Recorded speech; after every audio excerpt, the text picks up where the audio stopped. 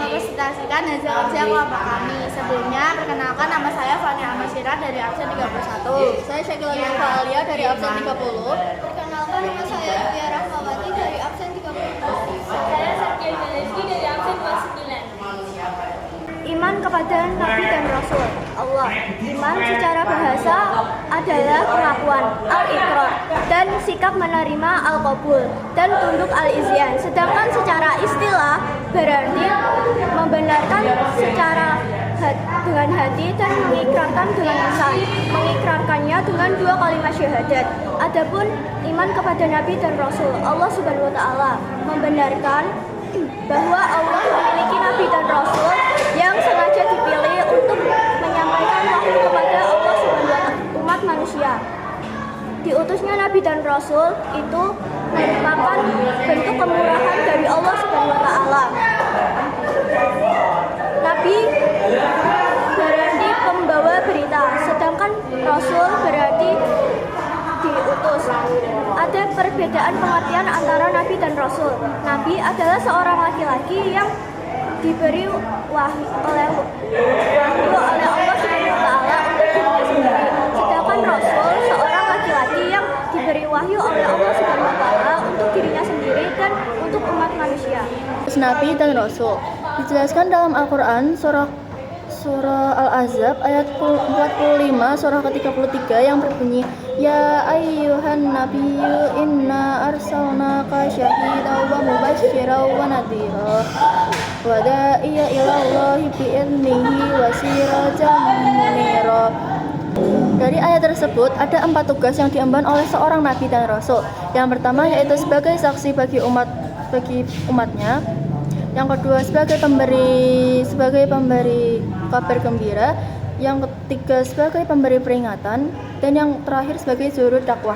Pada Nabi dan Rasul, Allah Subhanahu wa taala membenarkan bahwa Allah memiliki Nabi dan Rasul yang sengaja dipilih untuk menyampaikan wahyu kepada manusia.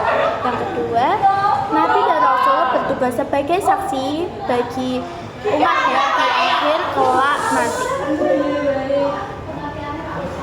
Sebagai pemberi kabar gembira bagi para pengikutnya, memberi peringatan bagi orang-orang yang ingkar terhadapnya, serta berdakwah mengajak manusia agar beriman dan beribadah kepada Allah Subhanahu wa taala.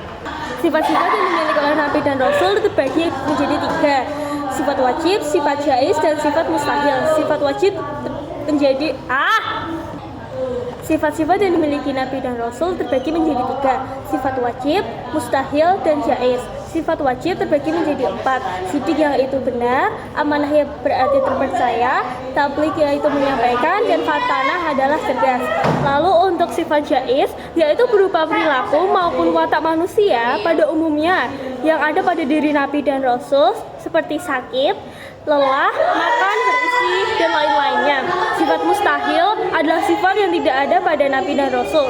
Kebalikan dari sifat wajib yaitu kizib atau dusta, khianat, tidak dapat dipercaya, kimat, menyembunyikan, dan baladah yaitu bodoh. Selanjutnya ada ulul azmi. Allah SWT membedakan derajat para nabi dan rasul. Di antaranya memiliki derajat yang disebut ulul azmi, yang berarti memiliki keteguhan hati dalam menghadapi kesulitan, dalam menyampaikan tuntunan Allah kepada umatnya, memiliki kesabaran, ketabahan, dan keteguhan luar biasa. Yang pertama ada Nabi Nuh, memiliki kesabaran dalam berdakwah meskipun tidak banyak yang mengikuti dakwahnya.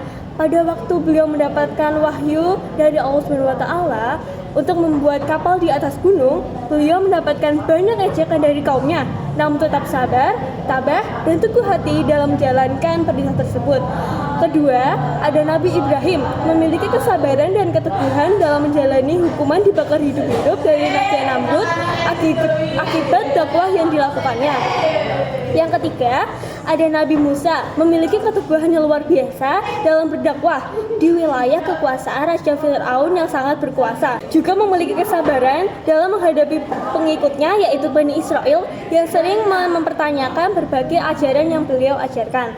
Yang keempat ada Nabi Isa, memiliki kesabaran, ketabahan, dan keteguhan luar biasa dalam membimbing pengikutnya menjalankan agama di tengah tekanan politik dari penguasa Romawi. Dan terakhir, Nabi Muhammad SAW memiliki kesabaran, ketabahan, dan keteguhan dalam berdakwah dari kegelapan perilaku jahiliyah menuju akhlak terpuji. Sekian dari kelompok kami. Bila ada salah kata maupun ucapan mohon dimaafkan ya. Wassalamualaikum warahmatullahi wabarakatuh.